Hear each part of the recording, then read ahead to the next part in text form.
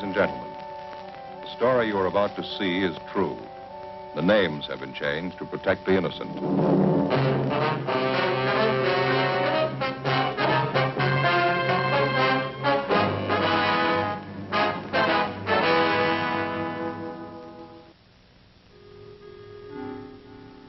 This is the city.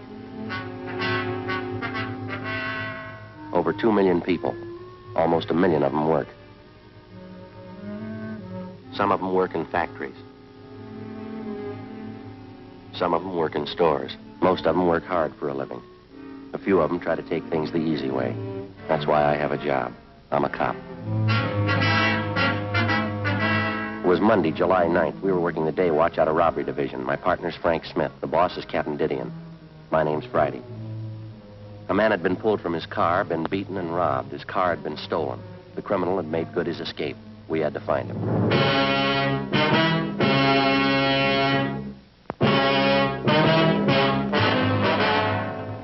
Stacy Hollywood. That'll be the yardage department. Yes, ma'am, I'll connect you. Yes, sir, can I help you? We're police officers, ma'am. Yes, sir. Like to see one of your employees, a Harvey Kimbrough. Just a moment, I'll page him for you. Thanks very much. Got a match, Frank? Yeah, sure, Joe, here. Thank you. You know, when I was a kid, I never could figure out what that was. What's that? The auto call. Calls employees to the telephone. Rings all over the store. Yeah, I know. Office. Yes, Mr. Kimbrough. There are 2 policemen waiting to see you on the 8th floor. Thank you, please. All right. No. That was Oh, Mr. Kimbrough. He's on his way out. Thank you very much. Did I give you the crime report on this thing? No, I think you kept it, didn't you? Oh, yeah, I got it. Yes, sir, can I help you? Hey, you want one of these, Joe? What are those? Pepto-Pals. Good, try 'em. What are they for? Coat the stomach. Real good for stomachache. Yeah, but I haven't got a stomachache. Oh. Hey, Joe, I sure like that Ann Baker. Yeah? Of course, you know me. I liked her right off the first time I saw her down at that department store. Yeah, she's a nice girl. Well, now you can begin to think about settling down, huh, Joe? You know, like Fay and me. Gonna get yourself a little house, start sinking those roots, Joe. You know, they're putting up a lot of nice tract houses these days. Do you think maybe you're rushing a little bit? I just met her. How old are you, Joe? 32. Yeah. Yeah, well, how old were you when you got married? 35, but I feel I waited too long, Joe. I don't want that to happen to you. Well, according to your figures, I still have 3 years to go. Yeah, but Ann's such a pretty girl. You could do a lot worse. I just don't want you to forget about it. Not a chance with you around. The gentleman here, Stella? Yes, that's right. Are you Harvey Kimbrough? Yes, sir. What if we could step over here and talk, please? Yes, sir.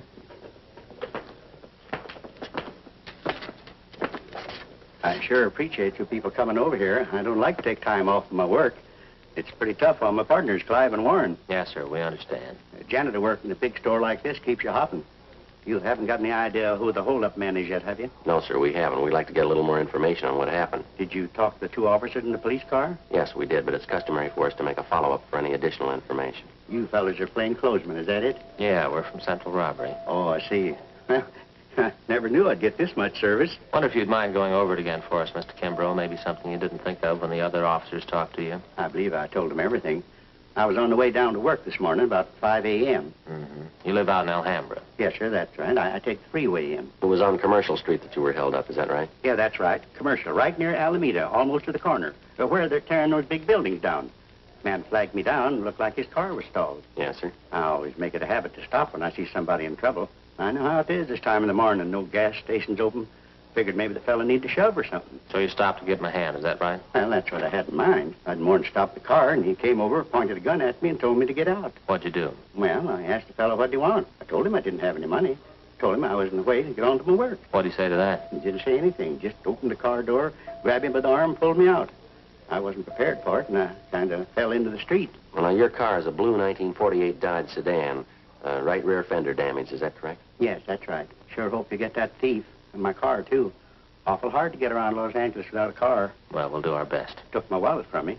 All the money I had, $14. Then he said, don't bother to get up. Stay right there for 5 minutes after I leave.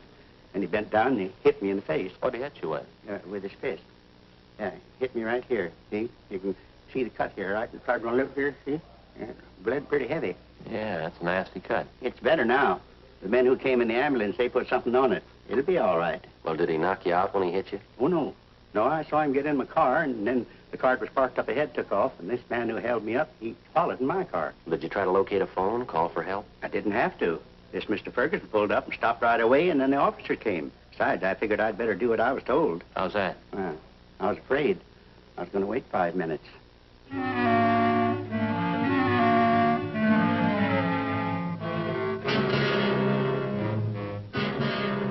Frank and I left the department store, picked up our car in the parking lot next door, and drove out to the San Fernando Valley, the 800 block on Satakoy Avenue. The card on the front door told us we could find Sidney Ferguson in the garage. Boy, look at the fish, Joe. Yeah. Looking for something? Yes, sir. We're looking for a Sidney Ferguson. Surely, I'm Sidney Ferguson. Police officers, Mr. Ferguson. Oh, about that holdup this morning down at Commercial Street? Yes, sir. This is my partner, Frank Smith. My name's Friday. Oh. Happy to know you. Hi. Oh, excuse my wet hand. I've been cleaning out my tanks. Sure. You fellas work out of the City Hall? Yes, we do. You wouldn't happen to know a John O'Grady down there in Narcotics Division? I went to high school with John. No, I don't believe I know him. Frank? O'Grady? Yeah. Tall fella, kind of blonde, wavy hair? Yeah, that's right. Good-looking fella. Yeah, I think I've seen him around. Good friend of mine. Say, wasn't that a shame this morning, that Kimbrough fella? Yeah, it was a rough one. Well, the reason we came out to see you is we thought maybe you could give us some additional information on it. Oh, I'll be glad to give you all the help I can. I'd like to see you get that hold-up man. You mind giving us a rundown on what happened this morning? No, not at all. Let's see, it was about 5 o'clock this morning. I'm not usually up that time of the morning, but I was on my way back from Monterey Park. I generally try to make it down there once or twice a week. I get down to see Bruce Duffy, an aquarist friend of mine I have down there. We swap fish. Yes, sir. Well, I was on my way back coming down Commercial Street when I saw this fellow sitting on the side of the curb. It looked like he was hurt to me. I see. Now, I wouldn't have noticed probably. It was pretty dark, but those two cars pulled out, one right after the other, seemed to be in a big hurry. And you pulled up to give Kimbrough a hand? Yeah, I did. Of course, when I got close enough, I could see the guy had been kicked in the teeth. He was bleeding pretty bad. I offered to give him a hand, take him to the hospital, but he said he didn't want to be late for work. Mm-hmm. Well, after the officers came and talked to him and the ambulance men treated him, I drove him up to Stacy's Hollywood. I dropped him off there. That's where it works, Yeah. The report says that you have the license number on the getaway car, but you couldn't find the paper you'd written it on when the officers interviewed you. Is that right? Yeah, I did. Yeah, if that doesn't beat them all. What's that? Well, I had the piece of paper a few minutes before the officers got there. I guess I was more rattled than that Kimbrough fella. And when I got home here this morning, there was a slip of paper right on the floor of my car. A little bit of a break, isn't it? Yes, sir, it is. Sure got a lot of fish. Yeah, it's my hobby, raising them. Oh, sure. Let's see, where did I put that piece of paper? I really wrote it down, believe me. I just misplaced it somewhere here. I've been trying to get rid of some of the algae off the glass in my tanks. Hey, Joe, look at this. Gee, did you ever see anything prettier in your life? Yeah. How'd you fellas really like to see something you haven't seen before? What's that? Take a look in this tank here. Aplochromis multicolor. That's a scientific name. Commonly known as the Egyptian mouth breeder. Is that a fact? That's a little female there. See? She's one of the most sacrificing mothers in aquarium history. One of the strangest, too. How's that? Well, she lays her eggs in a small depression in the sand down there at the bottom of the tank. Well, how many eggs would that be? Usually 80 to 90. Now, here's the strange part. As the eggs are fertilized, she scoops them up into her mouth. She eats them. Oh, no. They remain in her mouth while they hatch. How long does that take? Over 14 days. How does she eat? That's just it. She doesn't. She doesn't touch food in any form for this 2-week period. Seems to just waste away. Well, what happens then? Finally, the eggs hatch after 14 days, and little fry comes swimming out of the mother's mouth. Yeah? And while the fry are growing up, first you can hardly see them, they're so tiny. While they're growing up, if anything frightens them, quick as a flash, back in the mother's mouth. Well, that's certainly amazing. Huh, Joe? Yeah. Is this as big as they ever get? Yes, sir. 1 inch to 1.5 inches. Hard to believe. Well, the bedders are almost as strange. Male builds a bubble nest up here on the surface. Say, isn't that funny? Here's that paper. Huh? The one with the license number on it. What if I could see that, please? Oh, sure, here you are. Thank you. Pretty sure of this number, Mr. Ferguson? Yes, sir, I am. I got a good look at it. Well, thank you very much. Oh, not at all. Wish Yeah. you could spend a little time. Seem kind of interested in tropical fish. Well, yes, sir, I'd like to sometime. Well, bye. Bye. Bye. Oh, say, Officer Smith. Yeah? Just a minute.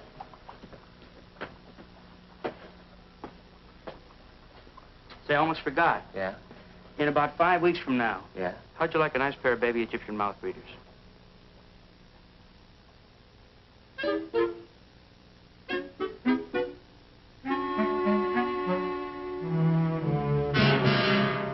10:45 a.m. Frank and I got in the car and headed back toward town. I called communications and had them check the license number Ferguson gave us through DMV.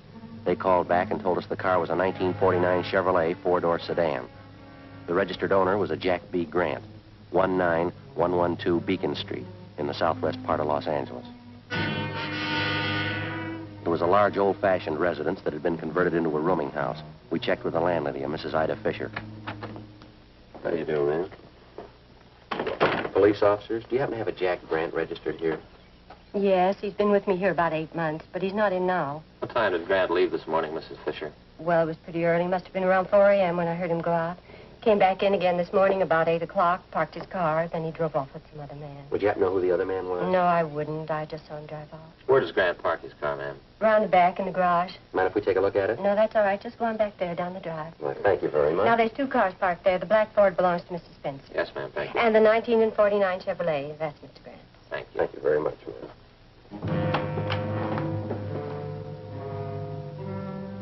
We checked the car and the license number. It matched the description given us by the victim, Harvey Kimbrough, and the witness, Sidney Ferguson. Together with Mrs. Fisher, we checked Jack Grant's room. We found nothing of importance. His clothing and personal effects were all there, nothing to indicate that he wouldn't be back. We told the landlady that we were placing the house under surveillance, and if Grant should return, not to say that we'd been there.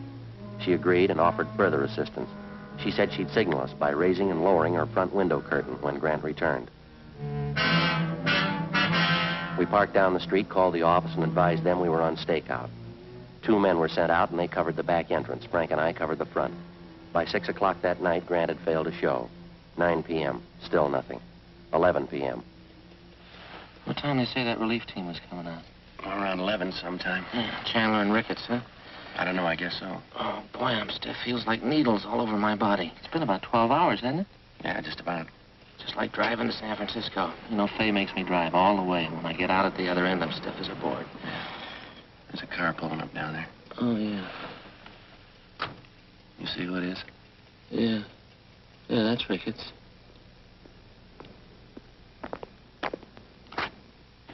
Friday? Hi, Jack. Who's this you got with you? Same guy you borrowed the candy bar from 2 weeks ago. How about it? I'm hungry. Glad you reminded me. That bar was pretty stale. As soon as I find one to match it, I'll pay you back. It's the house over there, huh? Yeah, Jack, the green and white one. No sign of him at all, huh? No, nothing. No? You guys want to take off? Yeah. I guess you can make out all right, Ricketts. You got Chandler with you. Friday, I feel sorry for you drawing this guy for a partner. Well, after 7 years, he kind of grows on you. I'd like to check out with the landlady before we take off. Her name's Ida Fisher, Jack. Right, Joe. Let's go, Joe. Joe.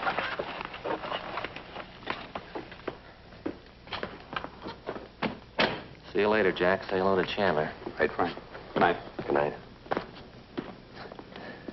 That Ricketts sure is a ripstaker. Yeah.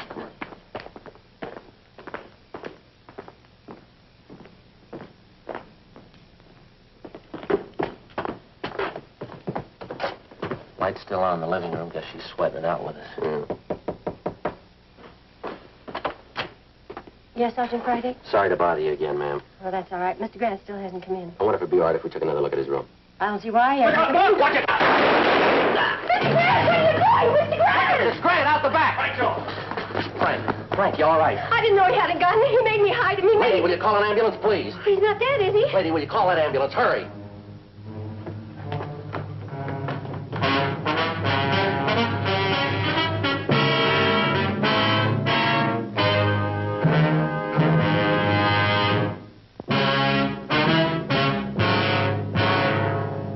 Monday, July 9th, 11:28 p.m. The ambulance arrived and Frank was taken to Georgia Street Receiving Hospital.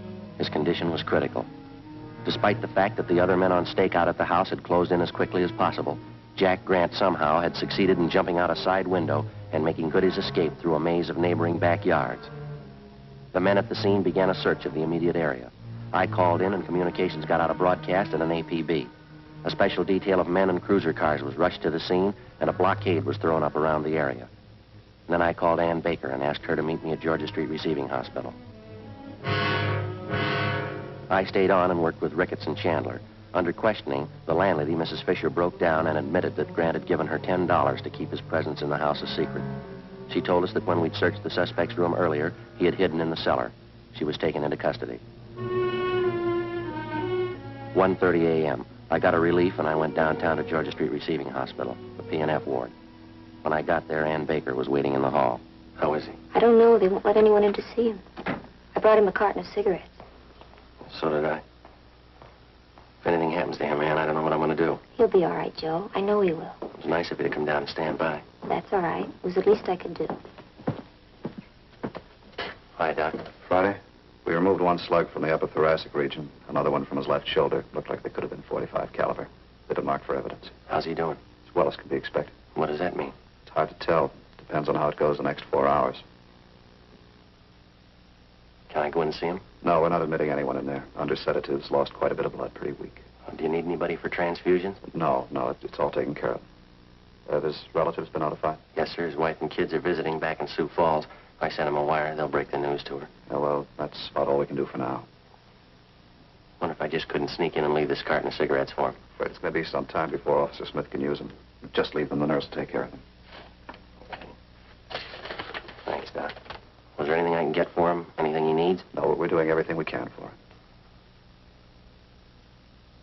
You don't think I could just look in for a minute? No, I'm sorry. Well, it must be something I can do.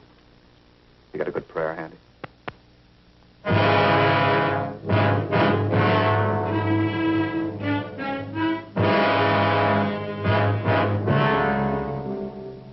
A.m. I left Georgia Street Receiving Hospital and drove back to the scene of the shooting. The search for the suspect, Jack Grant, was still going on. The neighborhood was checked and rechecked. Everything possible was done to find the man who shot down Officer Frank Smith. It's been said that a police department goes all out, doubles its efforts to run down a criminal who attacks a police officer. Well, it's true, but most people aren't aware of the reason. Certain elements would like you to believe that the police officer places the safety of his fellow officers above that of the citizen. This isn't true. His first day at the academy, the cadet peace officer is taught this basic fact. If a criminal would shoot down the armed police officer, he wouldn't hesitate to shoot down the unarmed citizen. 3 a.m. I finally located Lieutenant Jack Ricketts at the corner of Coronado and Beacon Streets, 7 blocks from the scene of the shooting. How is he? Not too good. Depends on the next 4 hours. What are his chances? I didn't ask. Now, we're not getting any place here. Nothing at all. None. Something's got to break. Chandler's still downtown. They're combing through Grant's package. He's down at the I Bureau. They come up with anything? Nothing. Not since the last time I checked, about 40 minutes ago. Any ideas? Fresh out. You? Well, he couldn't have gotten far. Not this soon, he couldn't. Bus depots, train terminals, airports all covered. The highway patrol's been alerted. Nothing so far. He's got to be someplace close, Jack. He's got to be. Yeah, I think he's holed up in town, too, but where? Yeah. He's in a jam. He's had good publicity. A lot of his friends are going to hide that welcome mat. Well, maybe that narrows it down a little. Maybe. Let's find him.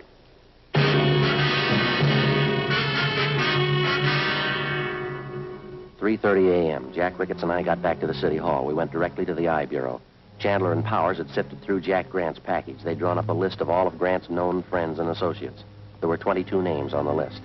3 of them were in San Quentin Penitentiary. 2 of them were doing time at the county work farm. That left 17 names on the list. Further checking showed that 5 of them had out-of-state addresses. 12 names. The list was split down the middle. Ricketts and I took 6 names, Chandler and Powers 6. Of the 12, with the exception of 1, all names had appeared on the police blotter in the past 8 years. Raymond Weller, Peter Denton, Horace Phillips, Henry Breen. Ricketts and I checked them. Some were in bed, some hadn't been to bed. We were reasonably sure that none of them knew the whereabouts of the suspect. I called Georgia Street to find out about Frank. They told me no change in his condition. 4:55 a.m. After this, we get a quick bite to eat, huh? You don't look so good. Not hungry. What's this one's name? Anthony Baxter, room 23. Now, here we are.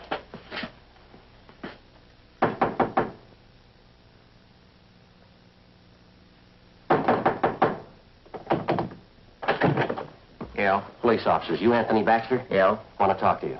Find out how to get a guy out of bed. You always sleep with your clothes on? Get back in the room. Well, what's going on? You know a Jack Grant? Why? You a friend of Jack Grant's? Why? Jack Grant a friend of yours? I'm not going to tell you anything till I know why. You want to talk here or downtown? I've got a right to know what it's about. Get your hat and coat. You just want to know if I know Jackie Grant, is that all? You want to get that hat and coat? I know Grant. Where is he? I don't want to get mixed up in anything. You're mixed up in it already. You know him. That's the trouble with you guys. Guy tries to walk the straight and narrow, and you guys come around and try to put him in a corner. Where's Grant? I've been in jail, and I did my time. You haven't got anything on me. Baxter, let's get this straight. We're not after you. We want Grant. We didn't come up here to push you around. We don't want you to push us around. Now, where is he? I'm going to tell you something. I don't like being talked to this way, and I'm not going to stand for it. I got certain rights, and I'm going to stand on them. Now, you listen to me. A friend of mine's lying in the hospital because of your pal, Jack Grant. He put 2 bullets in him. Now I'm tired and I'm out of patience. Where is he? Where is he? All right, Joe. It's all right. Yeah. It's the last time around, Baxter. Tell us what Grant is. Come on, quick. Hotel Philbert, room 605. All right, let's go downtown. What for? I haven't done anything. I've already told you everything I know. That's right. We don't want you to tell anybody else.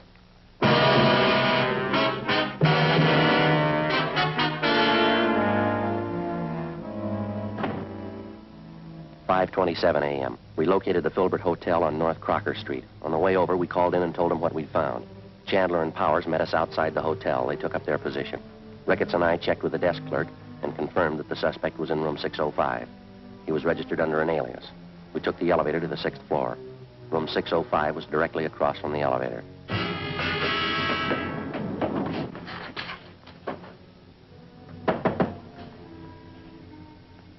Yeah, what is it, police officer? Get your hand out.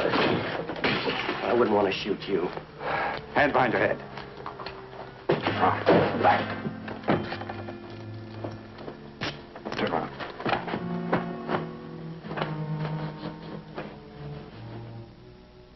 "5:42 a.m. Ricketts and Chandler took the suspect into custody. It was 6:03 a.m. when I got to the Georgia Street Receiving Hospital, the P&F ward. Ann was still waiting. Sergeant, Hi, Doc. How is he? you can go in. Don't stay too long. All right, thank you. All right. You look all in. No, I'm all right. You want me to go with you? Yeah, would you? Sure.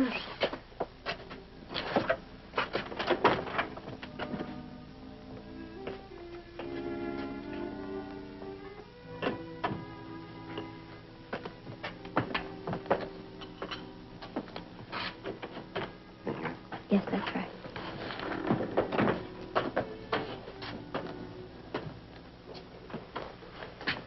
Hi, Frank. Hi. You look tired. How you feeling? I'll do. How'd it go? We got Grant. You look tired. You been working straight through on it? Yeah. Anything I can get you? No. I just gotta take it easy a few days. You know, rest up. Get well. Yeah. I'll be well in a few days. Sure you will. Just a little rest. Hey, Joe, have you given any more thought to what I was talking to you about yesterday? What? You know, about you and Ann. You don't need any rest. Huh? You're well.